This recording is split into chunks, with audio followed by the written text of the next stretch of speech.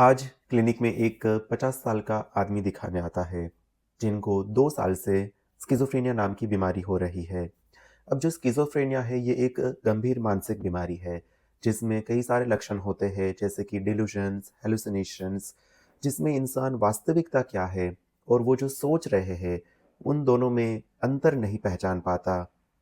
अब ये जो बीमारी उनको 2 साल से हो रही थी, इसमें डिल्यूजन्स, हैलुसिनेशंस के अलावा भी कुछ एक लक्षण ऐसा था कि वो आसपास की महिलाओं को पूछता था कि कहीं तुम मेरी पत्नी तो नहीं हो, कहीं तुम मेरी बीवी तो नहीं हो, और वो नाम से भी पूछता था कि कहीं तुम प्रियंका तो नहीं हो। अब ये जो आदमी थे, इनका डिवोर्स हो चुका था 20 साल पहले। 20 साल पहले इनका डिवोर्स हो चुका था और इनकी पत्नी का नाम भी प्रियंका ही था।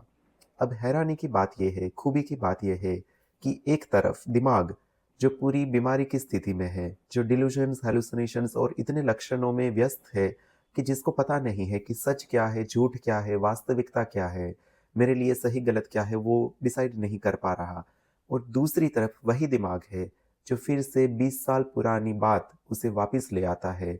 उसी बीमारी वाले दिमाग में वो इंसान अपनी बीवी को खोजता है, अपनी पत्नी को खोजता है। और यही तो दिमाग की खूबी है, और शायद इसलिए कहा जाता है कि पति और पत्नी को खोने का दुःख सबसे बड़ा दुःख होता है, और इसको भुलाने में इंसान को बहुत समय लग जाता है। जहाँ पर ये मरीज़ अपनी बीमारी वाली स्थिति में भी अपनी पत्नी को खोजता है, फिर चाहे ही वो लक्षण के स्वरूप में क्यों ना हो, लेकिन वो खोज रहा था।